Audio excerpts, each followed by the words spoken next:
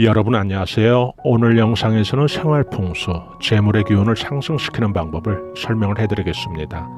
64년 갑진생, 갑술월, 정유일, 병오시, 64년 용띠인 이 남자는 오시에 태어났다는 거죠. 이 오시면 오전 11시에서 오후 1시 사이가 될 텐데요. 역학에서는 태어난 그 생년의 천간과 또 태어난 시를 살펴보면 또 사주에 재물이 들어있는지 또 알아보는 그런 방법이 있는데요. 이 사주는 그 46조 원의 그 재산을 갖고 있는 중국의 그 알리바바의 그 마윈 회장 사주인데요. 천간에서 이 불과 또 나무의 그런 상생이 지지의 그 하부 구조, 토라고 하는 그런 재성 위에 아주 안정감 있는 그런 재물을 보여주는데요. 또 역학의 기원을 좀 우리가 거슬러 올라가면 지구가 좀 둥근지 혹은 네모인지도 몰랐던 그런 시대에 만들어진 또 시기적인 한계도 물론 많이 있겠죠. 그 46조 원의 이 거부, 이 사주의 그 길복궁에 거부라고 하는 이 운은 또 정작 빠져 있어서 운세의 그 현대적인 치열한 그런 연구와 또 대입이 필요한 것을 느꼈는데요. 또 이런 식이죠. 역학에서 나오는 그런 표현 가운데 75세까지 장수할 사주다라고 그 수명궁에서 아주 그 길한 운세로 또 설명을 했다면 옛날에야 뭐 75세면 뭐 장수였겠지만은 현대 와서는 우리가 누군가에게 75세까지 장수하세요 라고 한다면 아마도 그 듣는 사람에겐 무슨 저주 같은 소리로 들리지 않을까요? 그래서 이 역학을 좀 현대적인 그런 응용과 또 적용을 아주 잘해야 될 텐데요. 정작 세계적인 이 거부의 사주에 그 길복궁에서 말하는 그 거부운은 빠져 있었지만은 조금 엉뚱하게 또 이 수명궁에 있는 그런 적고라고 하는 그런 운이 들어있는데요. 한편으로는 더 좀 일리가 있어 보입니다. 재물이나 아무리 또 좋은 그런 돈, 운도 명을 누리지 못한다면 의미가 없는 거니까요. 그 제가 어루도 관련 영상에서 예를 한번 들었는데요. 영국의 그 최연소 그 소년 어루도 당첨자가 그 얼마 전에 그 상반기에 의문의 그 죽음을 당했는데요. 결국 이 재물운수라는 것도 이 수명이라고 하는 것이 길하게 받쳐주지 못한다면 결국 아무런 의미가 없다는 거죠. 마윈 회장의 그 사주에 들어있는 이 재물운수는 정작 그 재물궁에 들어있지 않고 이 수명궁에 들어있었다라고 하는 것은 참 신기하기도 한데요. 사주에서 또 눈에 띈 것이 이 오행 중에 이 물기운이 전혀 없다는 거죠. 당연히 그 불의 기운이 아주 과하게 포진되어 있는 그런 사주인데요. 이 불이라고 하는 것은 오행에서 그 열정과 또 정열의 그런 카리스마를 의미합니다. 또 사업적인 그런 열의와 또 열정이 남다르게 아주 강한 사주라고 봐야죠. 이 열정이라는 이 불을 키워주는 게 또 나무인데요. 또 사주의 그 나무도 아주 넉넉히 보이고요. 또 넘치는 그런 불의 기운이 최종적으로 또 키워주게 되는 것은 결국 재성의 오행이니까요. 전반적으로 이 재물운수는 강하게 전개되고 있는 거죠. 마윈 회장의 그 사주에서 물이 전혀 없게 됨으로써 그 향후에 예상되는 그런 시나리오를 좀 생각해 볼 수가 있는데요. 이 소통의 기운이 그런 약한 것이 그 사업이 좀 한 단계 더 도약하는데 두고두고 또 발목을 잡게 될 것 같습니다. 물기운이 담당해줘야 될 그런 부분이 바로 운기작용에서는 이 소통의 역할이거든요. 소통에 힘이 빠져 있다는 것은 결국 운세적인 그런 측면에서 본다면은 중국의 어떤 고위 정책 결정자나 또 권력자와의 그런 어떤 소통의 리더십이 마윈에게는 제일 좋은 또 그가 취하면 제일 좋은 그런 운세 대응 전략이 된다는 거죠. 동시에요. 오행이나 또 운수적인 시각에서 그렇다는 거죠. 이 마윈 회장의 그 사주를 통해서 또 사주가 이 재물사주인지 또 아닌지는 별로 중요한 것 같지는 않습니다. 오히려 그 매 순간 이 재물의 기운을 좀 통하게 만드는 그런 어떤 풍수적인 시도와 접근이 더 실속에 있어 보이는데요. 우리들도 사람마다 다 사주가 다 다를 텐데요. 괜히 할 수 있는 또 재물의 기운을 좀 상승시켜주는 그런 방법을 우리가 좀 찾아볼 필요가 있겠죠. 세계적인 갑부의 마윈 회장의 사주에서 눈에 띈 것이 바로 이 사주는 그 자체로 큰 재물사주다라고 말을 할 수 있는 그런 사주는 아니지만은 또 재물발복의 그 기운은 엄청 좋은 사주다라는 것이죠. 여기서 우리가 좀 응용을 해서 적용을 좀 시켜볼 필요가 있는데요.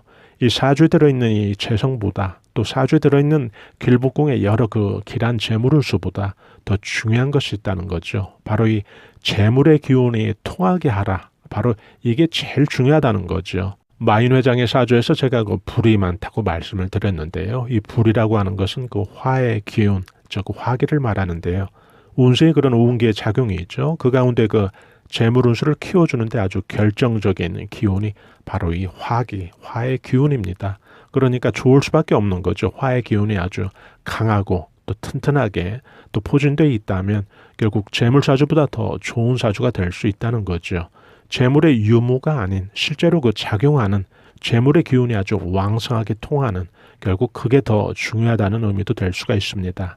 여기에서 그 응용을 해서 우리가 좀 할 수 있는 방법을 좀 찾아본다면 우선 여러분들 그 A4 용지를 또 4등분 해보시기 바랍니다.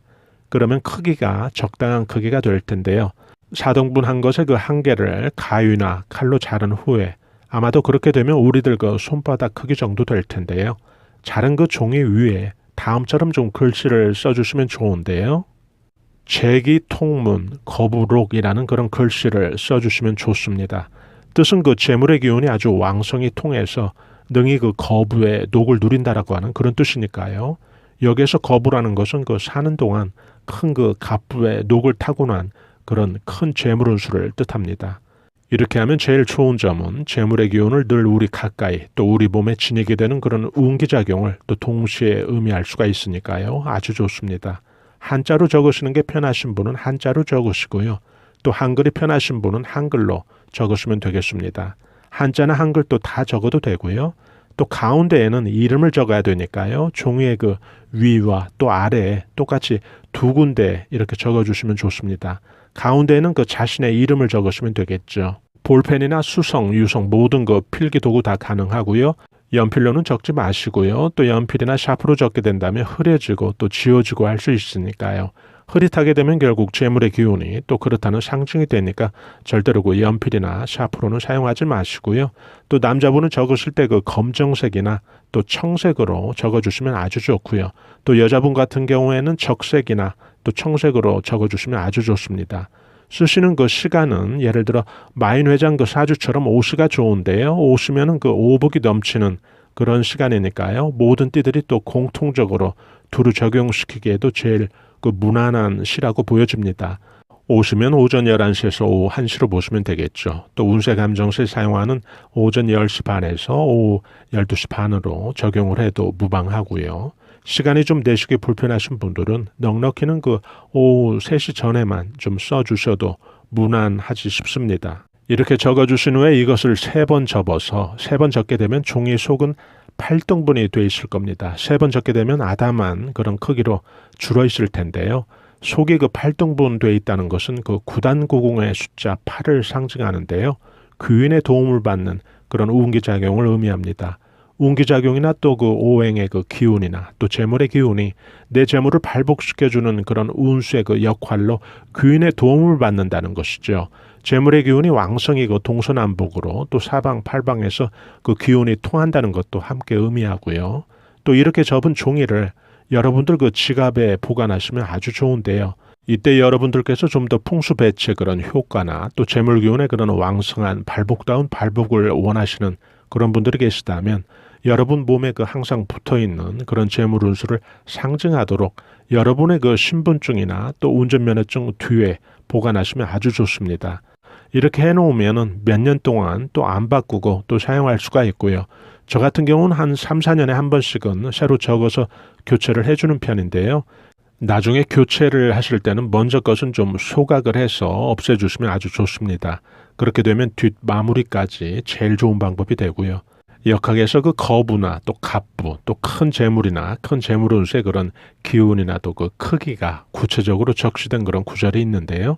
노적을 쌓은 그런 태산이 2개라고 했거든요. 이 노적이라는 것은 여러분들도 잘 아시다시피 그 수확한 그런 볕단을 큰 무더기로 쌓아 올린 것을 우리가 노적이라고 하는데요.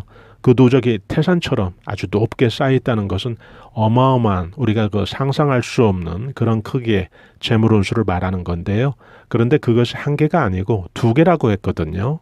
이 태산 크기의 그 노적이 2개라면 어마어마한 거죠. 그래서 역학에서 이렇게 언급한 이 재물의 크기를 우리가 한번 엿볼 수 있는 그런 대목이기도 한데요.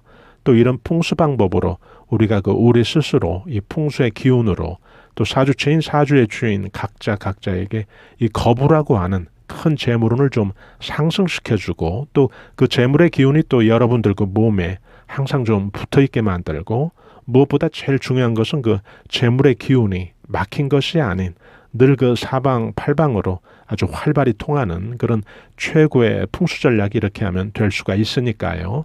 또 관심 있으신 분들은 또 이렇게 한 번씩 해보시기 바랍니다. 이 역학에서 그 체인지왈, 거부지명이라는 그런 말이 있는데요. 모든 사람이 그 재물의 기운이 아주 왕성히 통하는 그 여러분을 이르기를 거부의 운명을 타고났다는 그런 뜻인데요.